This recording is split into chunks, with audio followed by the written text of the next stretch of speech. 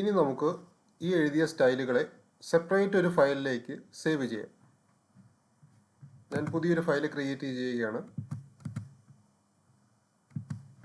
styles.css.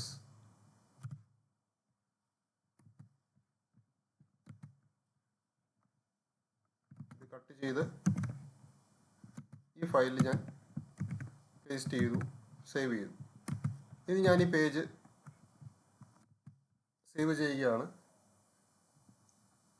Style എന്ന ആ എലമെൻറ്റും കളഞ്ഞു, സേവ് ചെയ്തു. ഇപ്പോൾ നിങ്ങൾക്ക് കാണാൻ പറ്റും ഇതെല്ലാം പഴയ പോലെ ആയിരിക്കുകയാണ്. സ്റ്റൈലൊന്നും വർക്ക് ചെയ്യുന്നില്ല. കാരണം നമ്മൾ ആ സ്റ്റൈലുകളെല്ലാം സെപ്പറേറ്റ് ഒരു ഫയലിലേക്ക് ആക്കി. പക്ഷേ ആ ഫയൽ നമ്മൾ index.html എന്ന ഫയലിൽ എവിടെയും ഉപയോഗിച്ചിട്ടില്ല. അതുകൊണ്ടാണ് ആ സ്റ്റൈൽ വർക്കാവാത്തത്. അതുകൊണ്ട് നമുക്ക് ആ സ്റ്റൈൽ ഈ ഫയലിൽ വരാൻ വേണ്ടി മറ്റൊരു ടാഗ് ഉപയോഗിക്കാം, ലിങ്ക്.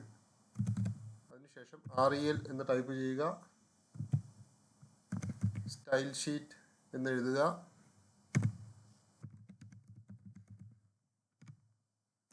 അതിനുശേഷം href അവിടെ നമ്മുടെ ഫയലിൻ്റെ പേര് എഴുതുക.